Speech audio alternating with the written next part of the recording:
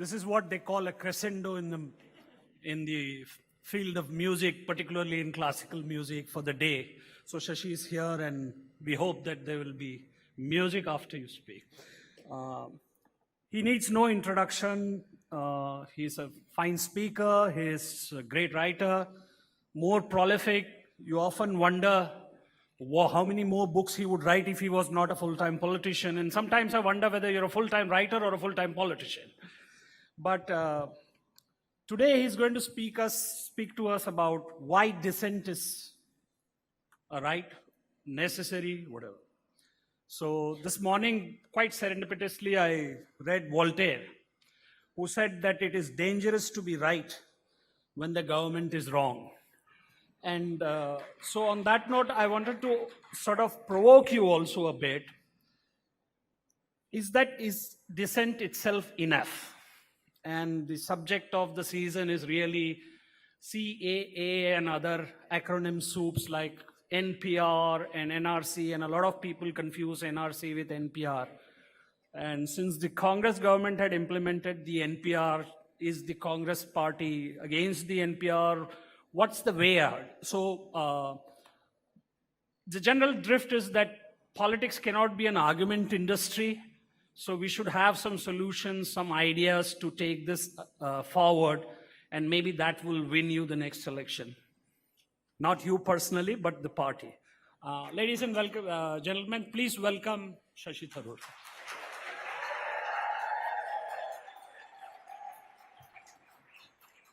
Thank you, Shankar, and thank you all for that warm welcome. Good evening to everybody. Yes, they wanted me to speak about why dissent matters, and it seems a very good time to be discussing dissent because, as Shankar was saying, dissent is indeed very much in the air today.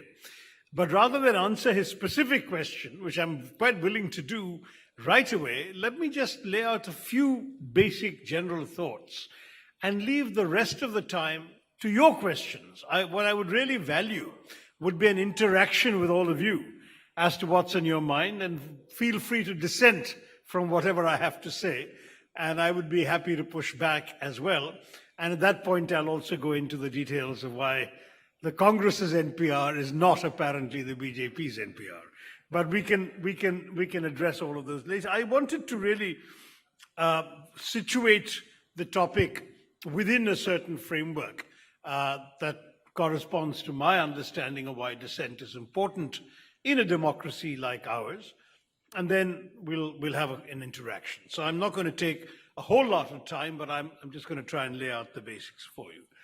Now, I'm starting with the premise that democracy is a process, not an event. That is, democracy is not about merely electing leaders every 5 years. Jayaprakash Narayan famously, when he quit politics in the early 50s, said that democratic politics in India is all about the sheep electing their shepherd, who then pushes them around for the next 5 years. That cannot be democracy, and he was right about that. And the truth is, democracy is a process that involves continuous civic participation between elections, with an obligation for the elected leaders to be accountable to those who've elected them. It's an ongoing process, an active process, an ongoing conversation between the rulers and the ruled. Otherwise, it's not democracy. And to my mind, that's what this whole cliche, famous lines of Lincoln about of the people, by the people, for the people. It's that the government alone does not have all the answers. The government has to be responsive to the people throughout until the next election, and very much indeed, the people exercise the right to then turf the government out after 5 years, but it doesn't mean that during those 5 years they have a free pass to do what they want to do. Dissent comes into this because dissent then becomes the way in which one shows the government that there is disagreement with what they are doing and saying. It kindles civic virtue. It actually helps inform members of society of alternative ways of thinking about issues that the government is giving you one view about. Thereby, it helps the public to evaluate all these points of view, the government's as well as that of the dissenters, to evaluate the workings of the government and indeed to form their own opinions. Dissent also is a reflection of the fundamental principle of democracy, which is freedom of expression. When you have the right to express your views, those views are inevitably not going to be the same views as what you're hearing from the ministers or the Prime Minister every day, and that's where dissent becomes part of your freedom of expression. Constructive criticism of the government itself is often a form of dissent because it's assuming that the government isn't right, at least on the specific issue on which you're disagreeing with it, and that's where dissent comes in. And of course, one could say that this has a very well-established tradition in our country going back to the freedom struggle. The freedom struggle itself was a fundamental act of dissent against British colonial rule. But if you want to go back to the Buddha's dissent against the Hindu orthodoxy of the day, if you want to go back to Adi Shankara's dissent against the Buddhist orthodoxy of the day, if you want to go back to Swami Vivekananda, to Ambedkar talking about his objections to Manuvad and to casteism, and Mahatma Gandhi's arguments against the British from start to finish. All of these suggest that dissent has had a hallowed place in our traditions, and if anything, it is a betrayal of that legacy for us today to start demonizing dissent as our government has tended to do. And this is something that troubles me because what's happening with our government has been that it has a very uncomfortable relationship with dissent and dissenters. This seems to cut across the board. Students, of course, and we know from our newspapers, and indeed Shankar mentioned it in his introduction, that students who in many ways have been at the forefront of dissent in every society where dissent is permitted, whether it was students dissenting against the Vietnam War in America in the late 60s, early 70s, whether it's students in France in 1968, essentially leading a revolution in the streets that precipitated the premature resignation of President Charles de Gaulle, or whether it's students today in Jamia Millia, in JNU, in other campuses, AMU and elsewhere in the country, who have stood up saying that they don't agree with the government. The dissent can range from objections to the controversial Citizenship Amendment Act, it can to something far more basic for the students like hostel fees at JNU. But the fact is that the protests have been traditionally across the world, in democracies across the world, often led by students, and we're seeing that today.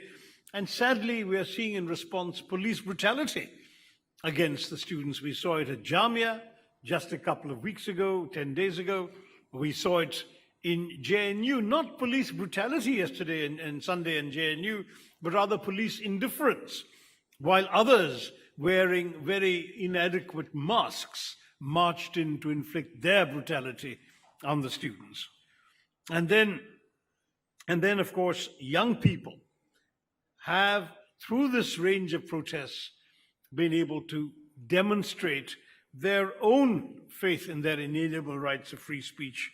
And by expressing their dissent, they have given people like me hope in the democratic future of India. Because what's going on with the students today is both completely spontaneous and organic. On the one hand, it's not led by politicians. You've seen that. Politicians have held rallies against the Citizenship Amendment. I myself have led half a dozen rallies in Kerala. But we are essentially addressing political workers. The students are out there on their own. They don't particularly welcome or need political leadership because they're speaking from the heart and they're speaking for the innermost convictions.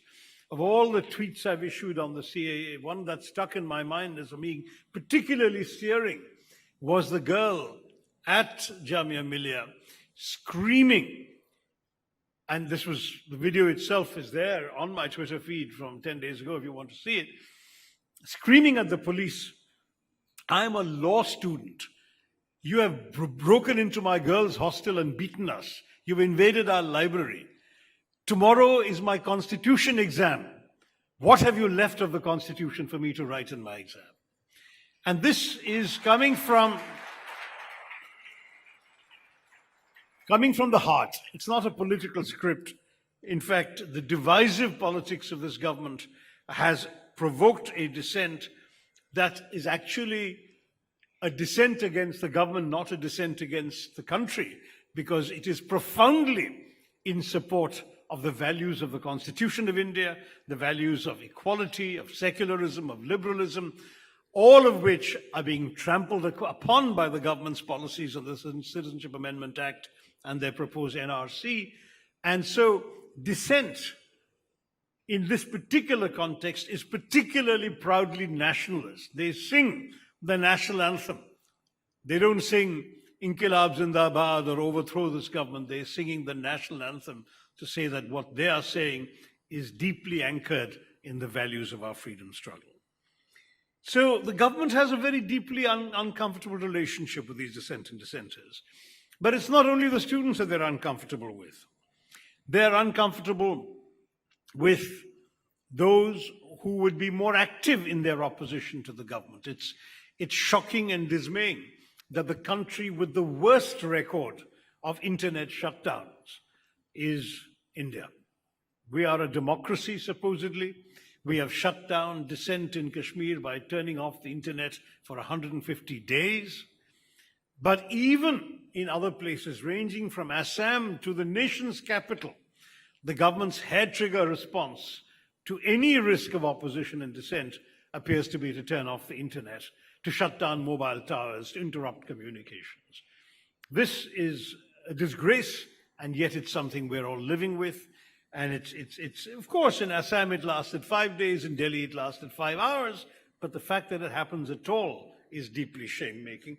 And it reflects again the fear of the government about allowing the expression of contrary views.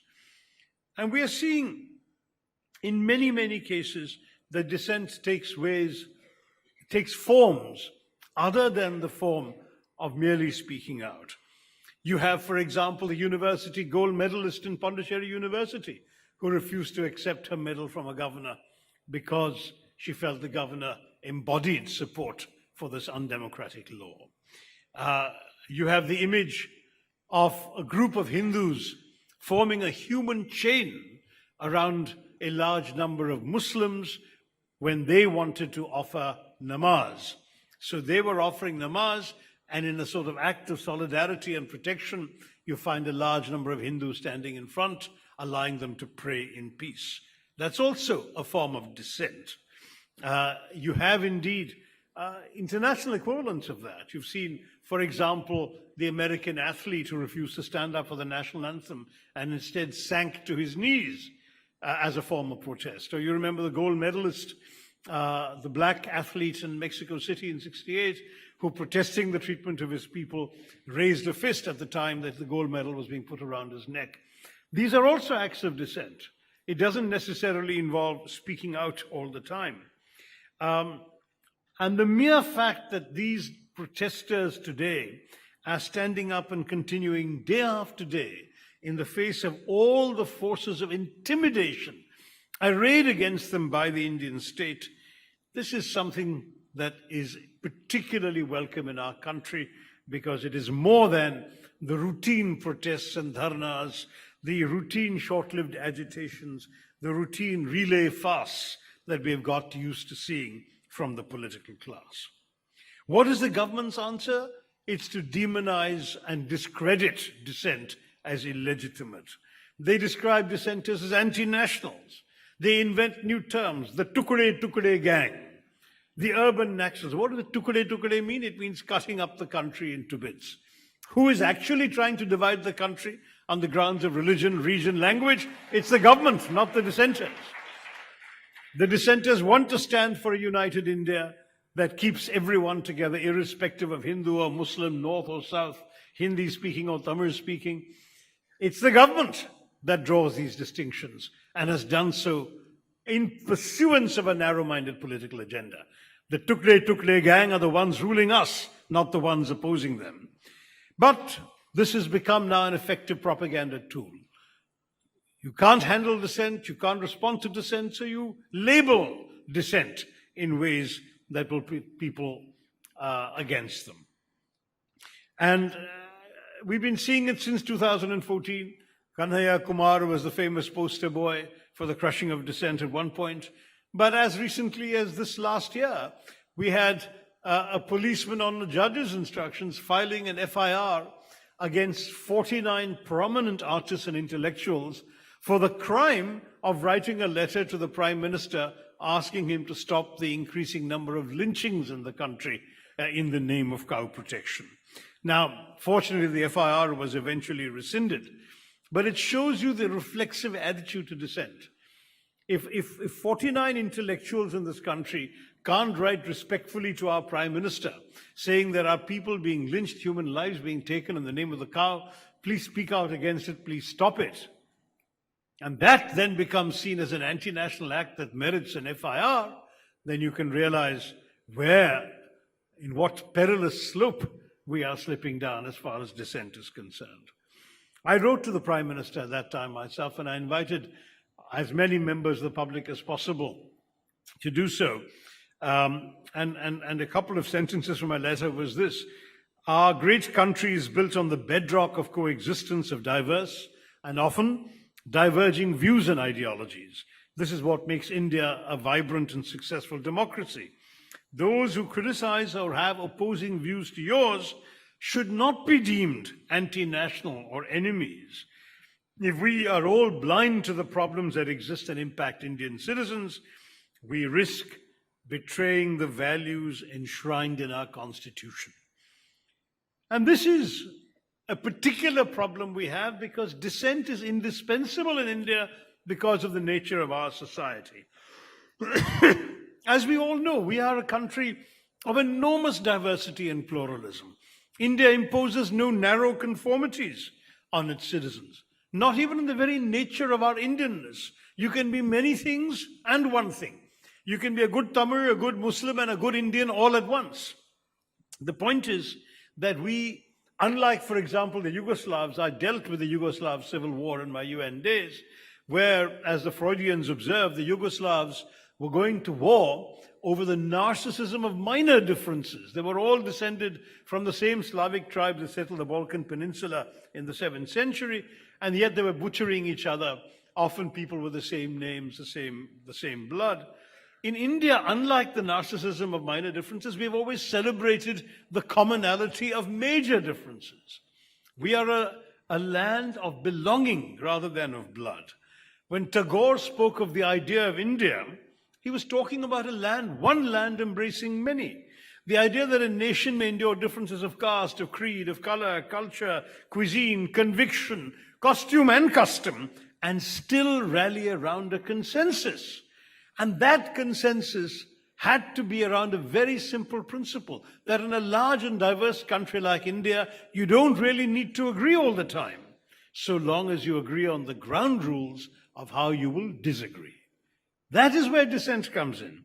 It's the reason that India has survived all the stresses and strains that have beset it for more than 70 years, and that led so many foreign observers in the early years after independence to predict India's imminent disintegration, and they were wrong, is because we knew how to maintain consensus on how to manage without consensus. It is sad that 7 decades after independence, for the first time, we have a government that no longer respects the ground rules of how we can disagree. A government that does not respect dissent is actually betraying a foundational pillar of our democracy. Because if you don't allow others to criticize you, or you say that your criticism is illegitimate because the nation is the government and the government is the ruling party and the ruling party is the prime minister, then you're getting down to the days of a Führer or a Duce rather than a democracy in a large, diverse land like India.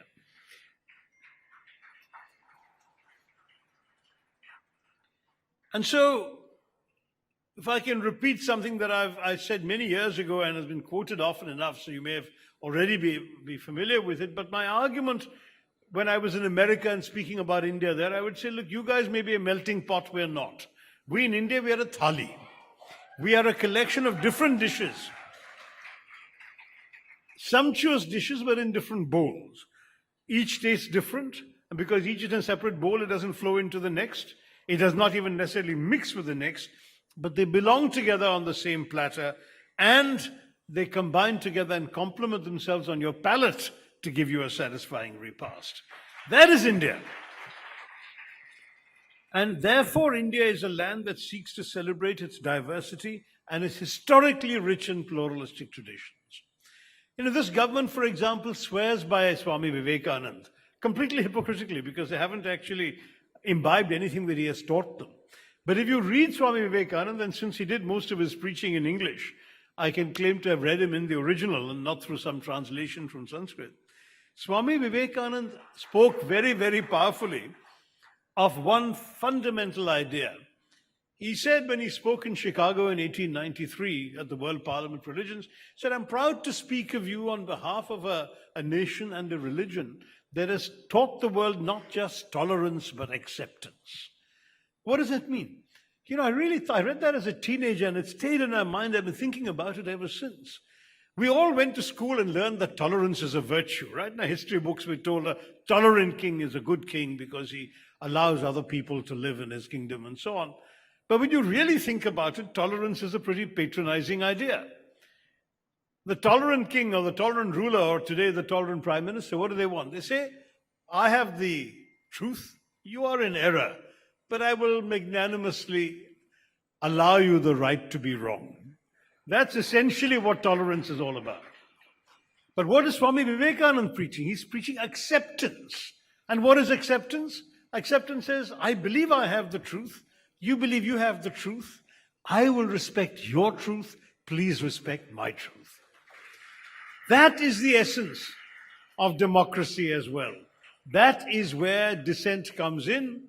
This is what I believe should be done. I have been elected by all of you to do it. You disagree with me. I respect your right to disagree with me. If I'm wrong, please vote against me. But in the meantime, continue speaking out your objections to me, and I will listen to you with respect.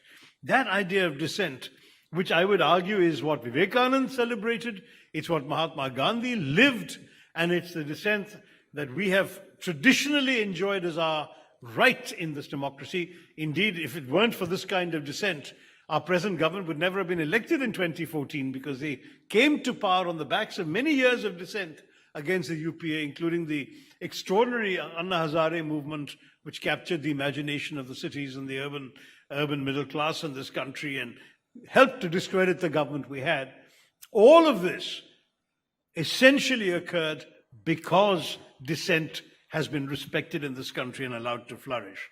So what I want to celebrate, as I'll conclude here and take your questions, is that dissent is indispensable in India because we are one nation made up of many different kinds of people. An India where it does not matter what kind of religion you practice, what language you speak, what caste you were born into, what color your skin is. In a truly democratic India, it should only matter that you are Indian, that we don't have a Hindi, Hindutva, Hindustan idea of India, which is what the government is trying to propagate, but rather an idea of India which respects all religions, all faiths, all beliefs, all languages, all cultures, all regions, all castes, all classes. They want uniformity, we want unity. Their emphasis on uniformity will destroy our unity. And that's where dissent remains so indispensable. We must be able to preserve dissent if we want to preserve a society that derives strength from all sections of society, if we are able to remain an open society, a rich and diverse and plural civilization that we've been proud to lay claim to for 2,000 years, then we must be open to the contention of ideas and interests within it. We should be unafraid of dissent, unafraid of the prowess or the products of the outside world or of our inside colleagues, and stick to the democratic pluralism that the world has rightly seen as India's greatest strength. An India that allows and respects dissent, that is determined to liberate and fulfill the creative energies of its people, is an India that will succeed, but it will only succeed if we can remain true to the founding values of our great leaders of the 20th century, of Gandhiji and Nehru and Jayaprakash Narayan and Maulana Azad and Dr. Ambedkar and every other one of those great leaders who dissented openly and showed that dissent is a source of strength for India, not of weakness. If we remain faithful to their founding values of the 20th century, only then will we be able to conquer the challenges of the 21st. Thank you very much. I'll take your questions now. Jai Hind. And I'll start with Shankar's question since I didn't answer it. The NPR, the NRC, and the CAA. Very simply, the CAA, on the face of it, the way the government is trying to sell it is, all we're trying to do is to give refuge to people who are terribly persecuted because of their religion in 3 countries in the neighborhood. To which our answer is, what did Vivekananda say? Vivekananda said, I'm proud to stand here on behalf of a nation that has offered persecution, and that has offered refuge and safe haven to the persecuted of all nations and faiths. Why don't you have a refugee law that will welcome any persecuted person, as all other democracies do, of any nation and any faith? No. You want a law that will only restrict it to 3 nations and 6 faiths, but not other faiths. What is the logic behind that? Is it not discriminatory? No answer. BJP talks about being faithful to our traditions, even being faithful to the UN. They're not being faithful to the UN conventions at all. The UN conventions speak about persons with a fear of persecution. They do not speak of people by religion. In fact, there are people of the Muslim faith who have been persecuted in these Muslim countries. We ourselves have given refuge to some of them in the past. So why pass a law that leaves them out? It makes absolutely no sense at all. Secondly, the Home Minister made it very clear in Parliament in speeches in both houses that the CAA was a precursor to the NRC and that the purpose of the CAA was to facilitate the NRC. Now you look at what happened. The only state in which the NRC was applied was Assam, in which what happened?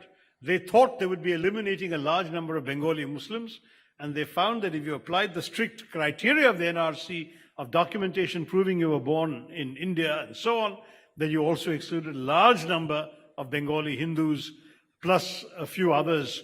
I think of the 1.9 lakh, 190,000 people who fell afoul of the Assamese NRC, some 31,000 were Hindus, and there were a few other thousand Christians, Sikhs, Buddhists, etc.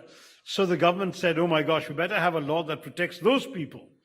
Now, what does that mean? If you then have a nationwide NRC, as Amit Shah said you would, you will be requiring people throughout the country to produce documentation. Who gets left out? You tell me. First of all, the vast majority of our country doesn't have birth certificates. It is estimated that at least 65% of our population has no birth certificates for themselves, let alone for their parents or their grandparents. The poor, the marginalized, the slum dwellers, the rural, they're very poorly documented. We have a cabinet minister, a member of the Council of Ministers of Mr. Modi's government, General V.K. Singh, who when he was army chief went to the Supreme Court saying that he didn't have a birth certificate and the age given in his school certificate, which was recorded in the army register, was wrong. Now, when a minister is not able to prove his exact birth date, how are you expecting these poor Indians in your NRC to prove who they are and where they were born, or worse still, where their father was born? Well, if you are a Hindu, Buddhist, Sikh, Christian, etc., Parsi, you're going to be fine. The CAA says so. But if you are a Muslim and you have no documentation, it becomes very easy for people to say, how do we know you didn't come from Bangladesh or Pakistan? The guy says, I'm from West Bengal, or I'm from somewhere else in North India. The onus will be on him to prove his innocence. Whereas, in fact, the government can simply say that the lack of documentation in your case makes you ineligible for citizenship, which they're not likely to say to somebody of one of the other faiths. That is what people are objecting to. It is the reduction of Muslims to second-class citizenship, not just by their omission from this bill, but by the next consequence of the NRC. Now, seeing these protests, the government has hastily backtracked. Our Prime Minister, who seems to have only a nodding acquaintance with the truth, says that there has been absolutely no discussion of the NRC. There are videos you can get on Google and YouTube of Mr. Amit Shah 2 speeches in Parliament, 6 or 7 interviews, various speeches outside, talking about the NRC and how it will be implemented after CAA. How can Mr. Modi say that there's been no discussion of the NRC? But it's there. So now they've backtracked and said, we're only going to do an NPR. And as Shankar says, they're saying, oh, the Congress was starting the NPR. The NPR is a very interesting exercise. It was a decision of the Vajpayee government in 2003, the Congress government that came in 2004, and I was not a part of that government, so I'm only speaking from outside information. They said it's a useful thing to have a national population register of all residents in this country, so let's start the exercise. By the time UPA 2 happened, the government I joined, there was an even better idea. Let's have an Aadhaar card for all the residents of this country. And there was actually a clash within the UPA government whether the NPR and the Aadhaar wouldn't be duplicative of each other. And there was actually a bit of a de-emphasis on the NPR because the Aadhaar was doing more than the NPR was going to do because it had biometrics as well. But what did the NPR seek to do? Just to record who is residing in this country. Didn't ask citizenship, did not ask where your parents were born, where your grandparents were born, nothing. If you look at the BJP government's NPR rules, it's a different story. There is a list of questions, and the questions include specifically the question, where were your parents born? Mr. Shah is right, it doesn't ask for documentation at this stage. So you can say my parents were born here or there or whatever. But it is written down in the NPR rules of the BJP government, not the Congress's NPR, that where the citizenship of a resident is doubtful, a note shall be made and conveyed to the authorities. So the NPR of the BJP government is not the innocent exercise of the NPR of the UPA government. It is an exercise that is explicitly linked to the question of dubious citizenship. And that is why so many non-BJP governments are objecting to the NPR. Now people are saying this is like objecting to the census. Not true. The census is passed under one law, the Census Act. The NPR is under a different law, the Citizenship Act. So the government is full, state governments are fully within their rights to say we will conduct a census under the Census Act, but we will not conduct an NPR under the Citizenship Act. That is the issue. That is the difference between the Congress's approach and the BJP's, and the decisions of states like Kerala and West Bengal not to cooperate in the NPR is based on this difference between the NPR and the census. I hope that's been clear, but if there are other questions, we're very happy. You want to do it from there? Is there a mic or a handheld mic? Oh, there is. Okay, then I'll do it from there. Raise your hands, I'm sure somebody will identify. Good evening, Dr. Tharoor. I want Good to evening. first, just hang on a minute. I'll call one by one. Yes. No rush. Yeah. She's here with us for some time. You're here for some time. You have no flight to catch. So I just wanted to sort of extend this issue about dissent. You wrote recently about how Nehru accepted Vajpayee's demand for a separate session post the 1962 war. And that was Nehru's approach to dissent. Mrs. Gandhi's approach to dissent, we all know 18 months, ADM Jabalpur, Jayaprakash Narayan being arrested. Then we know Rajiv Gandhi's approach to dissent. He tried to bring in the anti-defamation law against the press.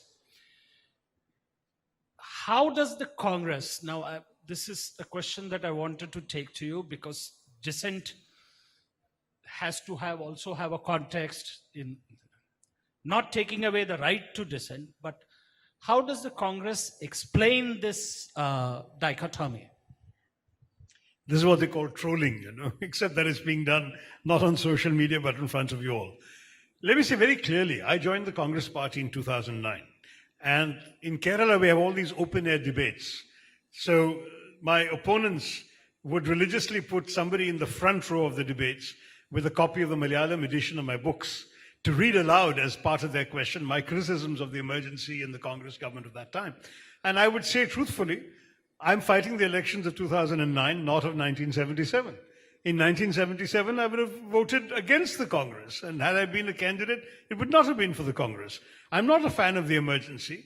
And I'm not a fan of the Sikh riots of '84. And all of these things I said at that time I wrote them at that time, and I stand by my words. I hope, because I have such a long paper trail in this country, that people can judge me by what I've said in the past. I have been consistently and unfailingly committed to liberalism, democracy, pluralism, diversity, social justice. I mean, there have been some core principles that I've always stood up for, always written for, and my track record is there. I'm not saying I'm in any way perfect. I'm not proud of every single thing I've said or done, but at least on these principles that I've lived by, I have not changed or wavered. It so happens that today the Congress Party is the best embodiment of those principles, whereas the BJP is not. And to my mind, if you're defending principles, you have to defend them against those who would threaten those principles. I do believe that this government, by, for example, undermining the fundamental notion that we never bought into the logic of partition, that India was never meant to be about the notion that religion can determine your nationhood, which was the Pakistani idea. Our rejection of that idea meant that all religions have to be equal in this country, that people of all backgrounds are equally empowered in our democracy. And that belief is something that is fundamental. I mean, frankly, I would not wish to be a part of India, an India that enshrined either a particular religion as a state religion to the disadvantage of others, or that discriminated officially against a particular caste or a particular region or whatever of people. I celebrate an India that is equally accessible to all. That was the conclusion of my speech to all of you today. So my message remains that very simply. If we want an India that we all cherish and value, it has to be the India that Mahatma Gandhi fought to free, not the India that Mr. Modi and Mr. Shah are trying to establish as their new India, as they call it. I'm quite happy with the old India, which certainly needed improvement, needed reform, needed transformation, but did not need undermining its fundamental and most noble tenets. I won't do a follow-up on that because I don't want Shashi to say this is troll number 2. But there's a girl there in the red shirt. No, gentlemen, we follow a certain principle, the young lady there. And then you keep standing, I'll call you. Keep standing, I'll call you. Please introduce yourself and ask a question. Good evening, sir. This is Radha Vardarajan. I'm from MOP Vaishnav. Thank Sorry, you so much. are you a student? Or Yeah, I'm a student. Great. I have a small question. Why do an NPR when we're going to have a census in 2021? They're going to get the same data anyway. It's a very good question. And to my mind, it was not at all clear from the Vajpayee government's decision of 2003 why they felt an NPR was more valuable than just a census. It's possible that they felt that an NPR would have a few more details, but it was not at that point done with the kind of intention that, in any case, by the time the Vajpayee government passed this decision, within 1 year it had lost the election, so it was not in a position to write the rules to implement it. But they never, in any case, took steps to say specifically that this was about checking whether people had dubious citizenship. It's only the present BJP government that have linked the NPR to dubious citizenship. I would say very strictly that the census is enough for the kinds of purposes that an NPR accommodates, and that if you want more details, get them in the Aadhaar, you've got them. And particularly, I remember Mr. Chidambaram explaining, the logic of the Aadhaar was to be able to facilitate the transfer of benefits, governmental entitlements that people had. For example, people below the poverty line, people eligible for certain subsidies, students getting scholarships. If you had Aadhaar details, you could remit the benefits directly to them and bypass the potential middleman who might rake off some stuff. Plus, you could weed out the fake claimants, because, you know, a fake claimant wouldn't have fingerprints and iris scan and photograph and so on. And that logic seemed to me to make sense. But I would agree with you that there is something superfluous about the NPR when you've got both the Aadhaar and the census.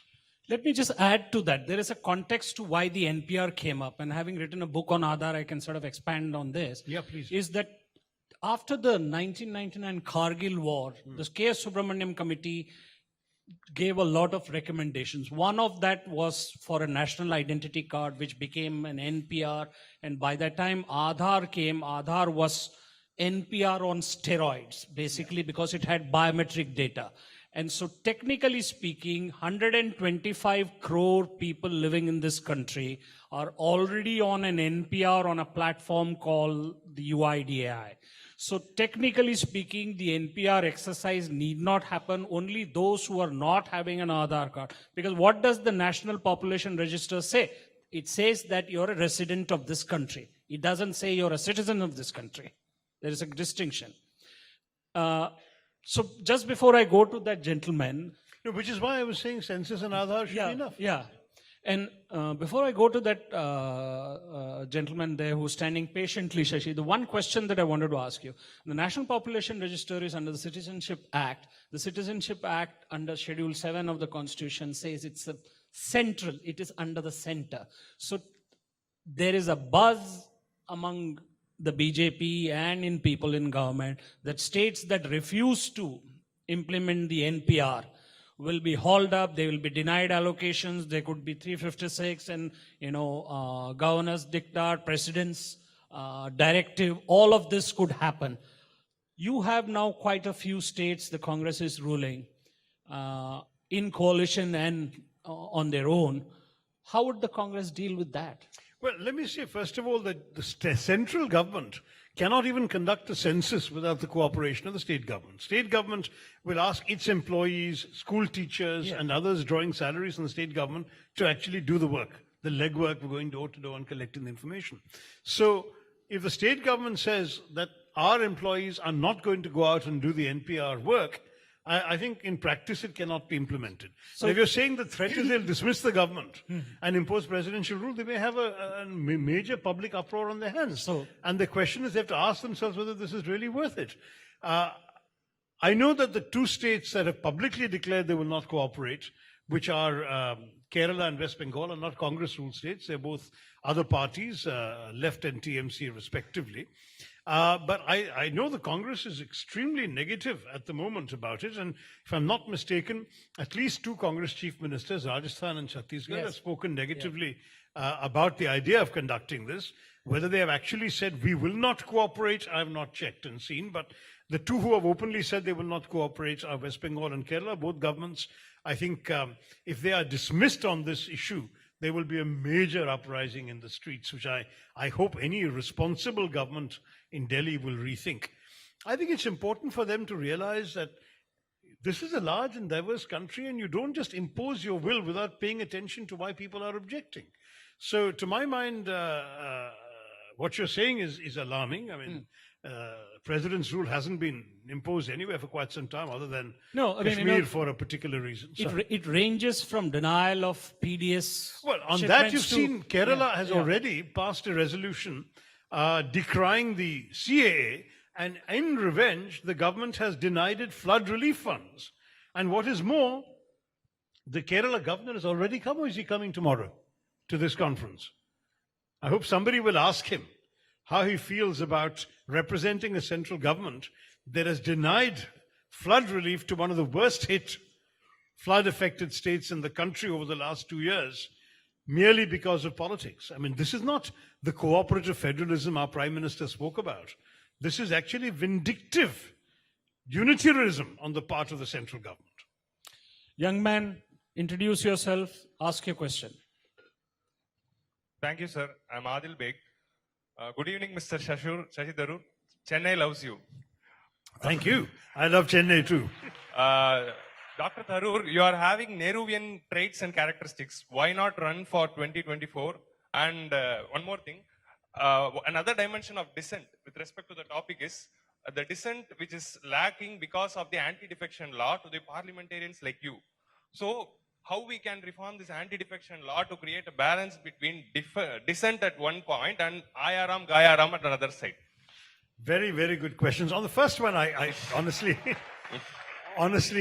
all I can say is that, ours a parliamentary system. There's no individual deciding to run.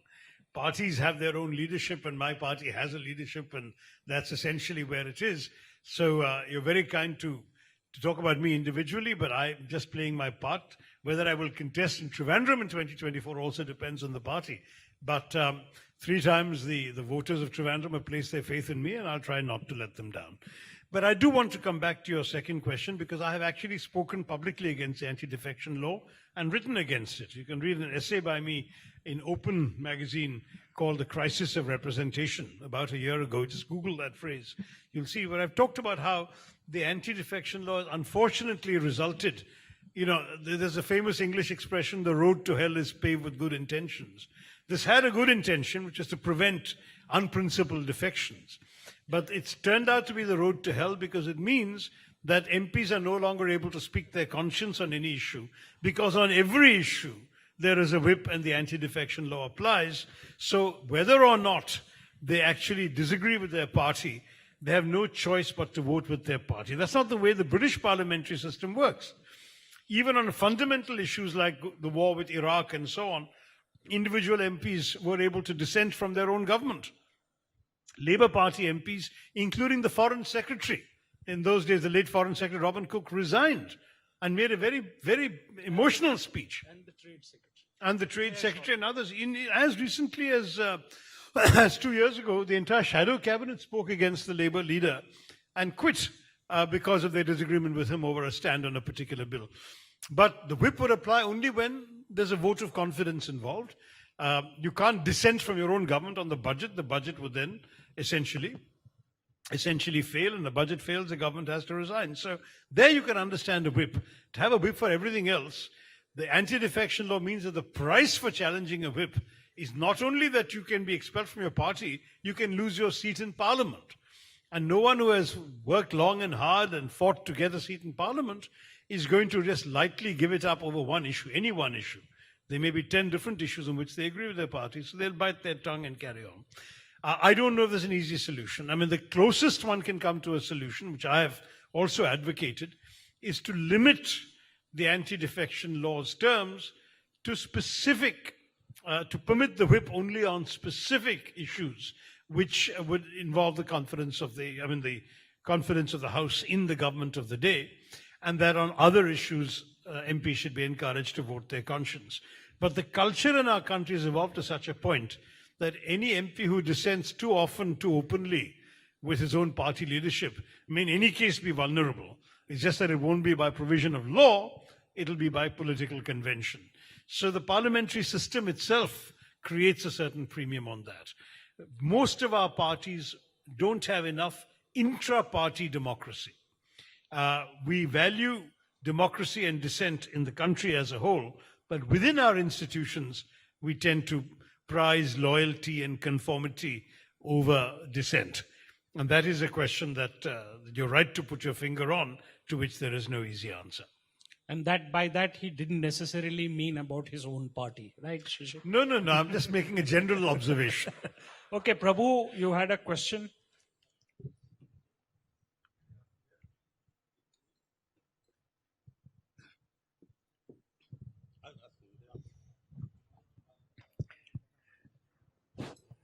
Of course, I can't compete with Shashi because he has vast knowledge of everything. Few questions, because I'm not clear about what is CAA and what is NPR and what is... I want to ask only one question. I can appreciate the CAA could have been worded properly, better than it was done. They need not have defined the communities and religions. Exactly. That was the point I made. I agree with you on that point because I've written about it as well. But they did basically what your government has been doing in the past. Your chief ministers have been writing to the central government, give citizenship to sections. Gehlot wrote a letter, Manmohan Singh wrote something. They have been writing, implemented in law, but badly framed law. I concede that point. But I want to know from you, since you have traveled so much, you are an international personality, is there any country which doesn't have a citizen law? Then of course, our law goes back to 1955. Let me complete. Yeah, we must have a citizenship. Is there any country in the world which doesn't have a citizen register? Citizenship register in that shape and form, I'm not sure many countries have. So what kind of citizen register? Do you want a citizen register in India or not? There should be a difference between residents and citizens. How do you do that? I would like you to suggest to the government that, okay, we don't want this. But how do you define Indian citizens and Indian residents? Let me put it this way. We have to take into account the realities of our country, Prabhu. When we have genuinely, for example, universal registration of births and deaths, where every single birth in every small tribal village in our country is officially recorded somewhere in a computer, then we can have a system that truly applies. But you have to always weigh the consequences of an ideal against the benefits of that ideal. My worry is, if you create a citizenship register in a country where even a minister doesn't have a birth certificate, you tell me how we are going to be able to satisfactorily establish that people are who they claim to be. My own gut instinct would be to say we just live with everyone we've got. Let people self-declare for now. If you want to create a register, let people self-declare and you take them at their word. If they say, I'm sorry, I've been living here, my parents are from here, etc., believe them. Rather than going through this incredibly iniquitous exercise, which has resulted in so many cases of injustice that your own paper has reported, for example, that Kargil war veteran called Muhammad Sanaullah who was denied, Fakhruddin Ali Ahmed's nephew who was denied. I mean, there have been so many cases because people can't produce pieces of paper. Our country is like that. Then what you can do is, after you accept everybody who's here, then prospectively, you set up systems whereby every single baby born in this country is automatically entered with a birth certificate into a national database, so that in a generation's time, you can have an accurate 100% foolproof register of citizens and have ID cards. But in today's India, with the kind of chaos of documentation that exists, would you not be creating colossal amounts of injustice? Shashi, you are going into so many explanations. I am asking a very simple question. Does India need a register of citizens or not? You are going into documentation. Forget about declaration. If you are willing to create a register of citizens today of everybody living in India who says he's Indian, that's fine. No, there is anybody living in America is not American citizen. Correct. So why should everybody living in India should be Indian Because citizen? there is nobody in America without a birth certificate. Sorry? Yeah, America won't have a cabinet member without Everybody a birth living in Pakistan is not a Pakistani citizen. Well, that I don't know. So that is what I'm saying. That it means the Congress party stand is that there is no differentiation between citizens and residents. Is that your stand? No, that's not my stand. No. Look, I am very much in favor of us identifying our citizens. All I'm saying is the means you choose to do so should not generate more injustice and the risk of discrimination and the risk of social disorder. So if you want a register of citizens tomorrow, draw one up tomorrow, but let people self-declare. Take their word for it. If you're prepared to do that, if you accept that VK Singh is an Indian because he says he's an Indian, that's good enough. He doesn't have to show a birth certificate. And this is a long debate. I don't want to get into it because that I wanted an answer. I have not got an answer. I have not got it. You may have got it. Thank you very much. And then Prabhu, follow up with a good computerized system where every single person... Then you'll have a foolproof citizen register in 25 years, but today you will not be able to get... Because if you're going to draw up a citizen's register by interrogating 130 crore people, believe me, you're going to create disaster and chaos in this country.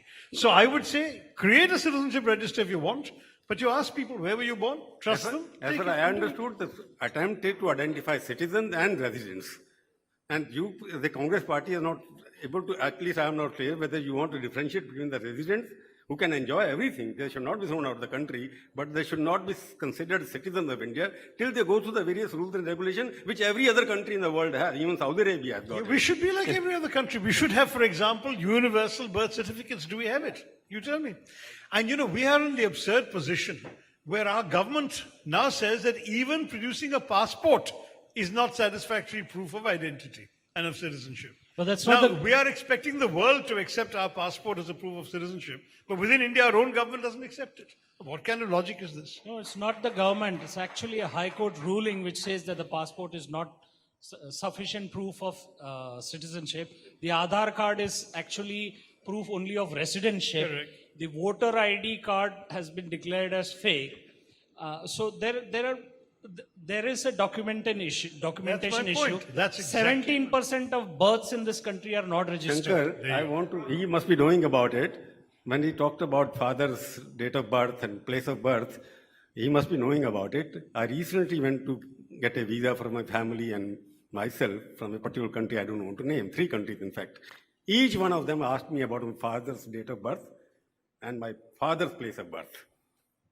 And whatever I wrote, they accepted it. When you go and apply to a country where you visit quite often and send your children for studies, they are asking you information about your father and your whatnot. And if our country asks it, We doubt the intention because the government, the way it behaves, people suspect it more than because their conduct is so suspect.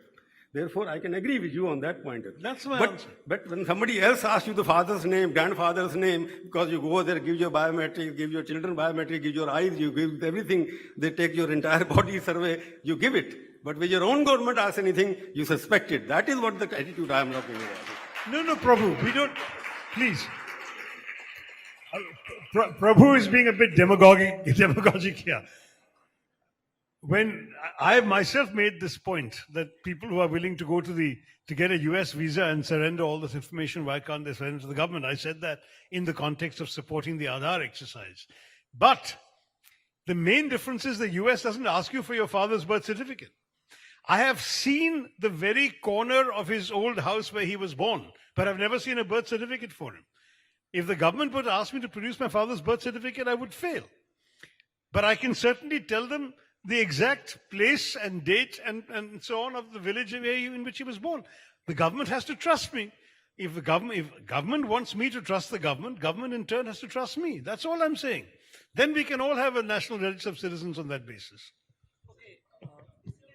No. Students first. Student first.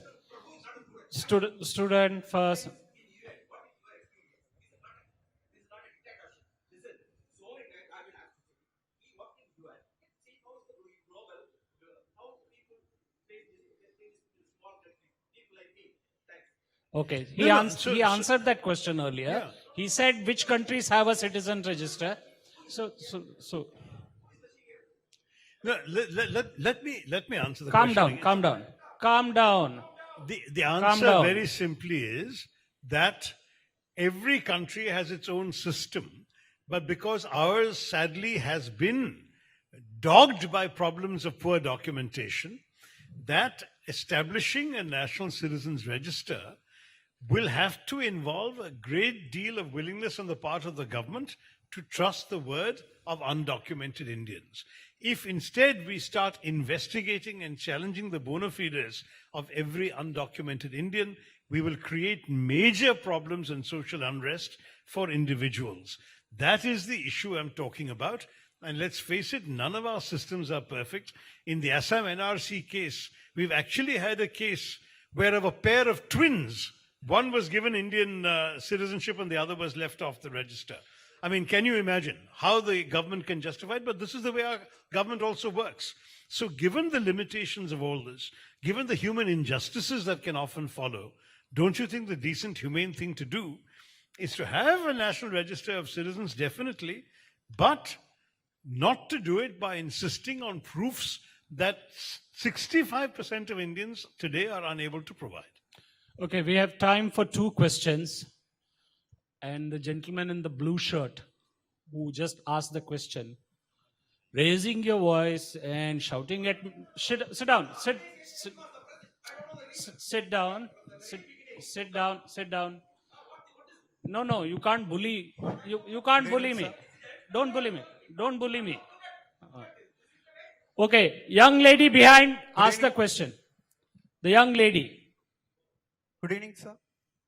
Sir, One mic to the young lady behind. Shh. Hello. We can speak like you. You don't want us to speak like us. You. Okay? Where's the mic? Okay. Ask. Identify yourself. After that, we'll take 3 questions and then that. So this young lady here, that young lady there, and the young man with the beard. 3. Done. Good evening, sir. I am Khushi from SRM Institute of Science and Technology. My question is that, as the Home Minister has said that they will not take CAA back, but then what do you think that these student protests will lead to? Because these protests have given a negative image to students. They have been termed as anti-nationals and urban naxals and whatnot. So do you think that these will result in positive outcome? See, the students are standing up for very lofty ideals and principles. They're not saying anything anti-national, as I pointed out in my remarks. They're even singing the national anthem at their protests. They're talking about defending the Constitution.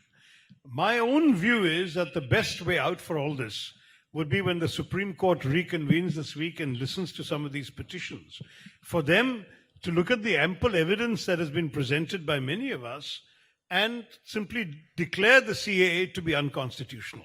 That will solve the problem. The students can go back to their classrooms. Whether the Supreme Court will do that, I don't know. But to my mind, demonizing the students' dissent as anti-national, urban, Naxals, Tukre gang, and so on is deeply shameful, because none of them is anti-national. They're talking about defending the nation that they've grown up to love. They've talked about defending an India that is accessible to all, not an India that says, all right, provided you're not a Muslim. That's not the kind of India that the students are anxious to defend. So that's the principle that they're talking about, these students. And one of the anthems of the movement, for example, is this Varun Grover poem, Hum Kagaz Nahi Dikhayenge. We will not show papers. Even those who have papers should not show it. That's the message. Now, in that kind of argument, it is not at all anti-national. It is about actually standing up for the right thing. So the only way out, it seems to me, is for the government to acknowledge that it was wrong.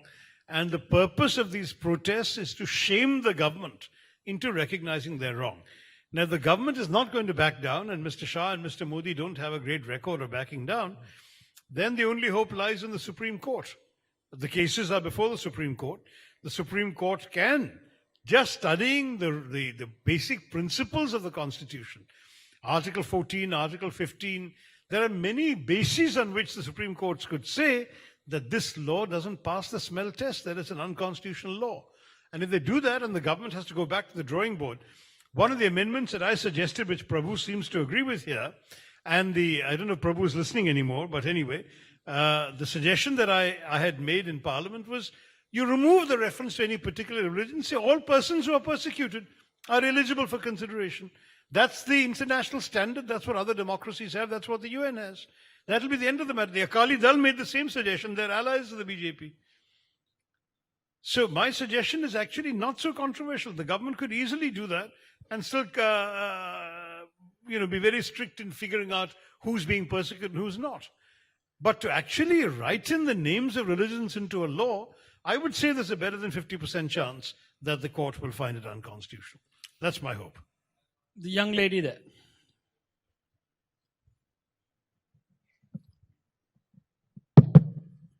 Good evening, sir. My name is Dibanjana. I'm from SRM Institute of Science and Technology. So I have a very small question. Sorry, can you wave your hand? Where are you? There's Oh, right there. Okay, sorry. Right. So I have a very small question.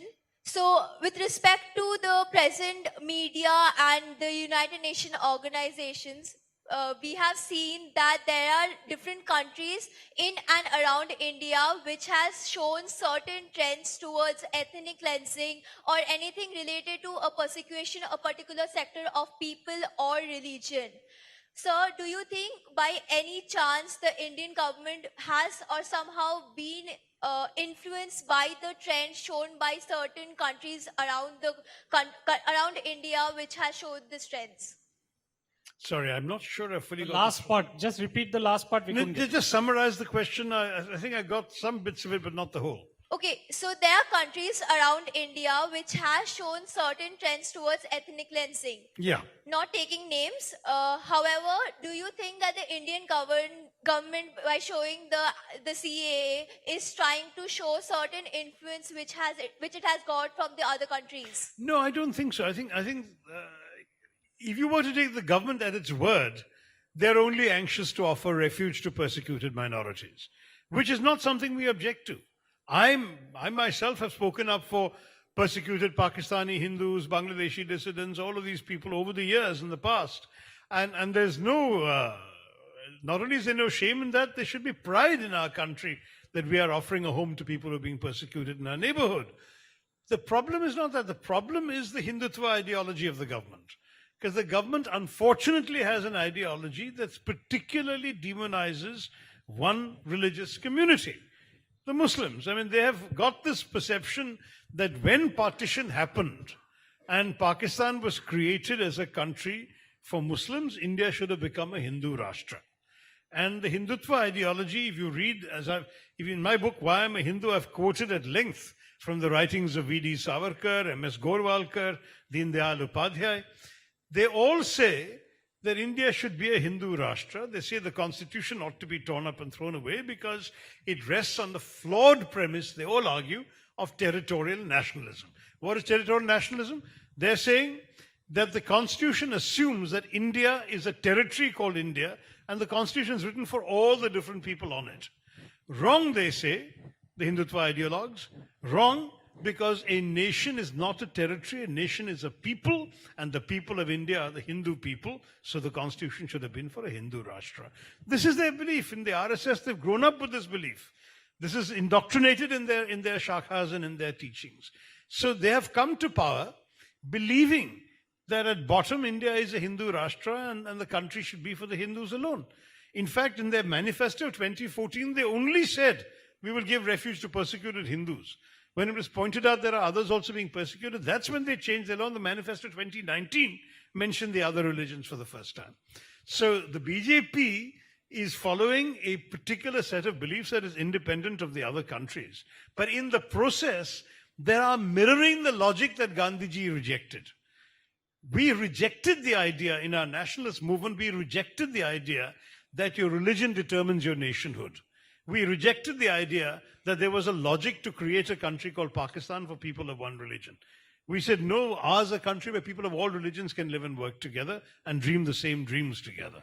That's the India we've still tried to build and protect. That's what Mahatma Gandhi stood for, Nehru stood for, the Constitution reflects. And for 72 years, we've run India that way. Now they want to change that and demonize and marginalize one community. That's the problem. Thank you, sir. Yes, good evening, sir. This is Varun from, again, SRM Institute of Science and Technology. My question to you is more philosophical rather than political. In the recent weeks, as everyone knows, there's a raising voice of dissent throughout the country. But there are a lot of us who do not have an opinion about everything that goes on in the world. My question to you is hating on such people moral? What are your thoughts about the same? No, you see, to be apolitical is a luxury at a time when so many fundamental issues are being contested. You have the right to be apolitical. But the problem with those who are apolitical is that they are condemned to being observers of a process rather than participants in it. At a time when our democracy gives you the opportunity and the right to participate in determining your own country's future destiny, being apolitical seems to me to be an abdication of responsibility. But I agree, you have the right to do that. And if you choose to be apolitical, no one has the right to hate you for that alone. That's entirely up to you.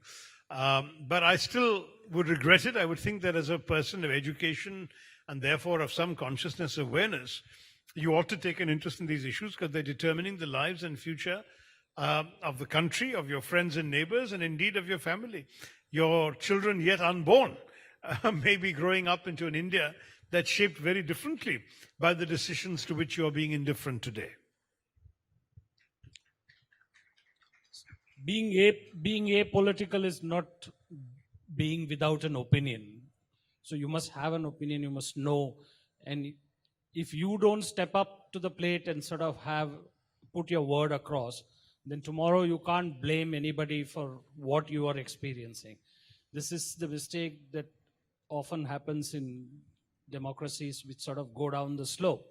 So you might have a completely different view than what Shashi has expressed or what a lot of students have expressed. You might have a middle of the road opinion, but you must have an opinion. You cannot be saying that this doesn't concern me, I have a birth certificate, so I'm going home. Okay? So thank you, everybody.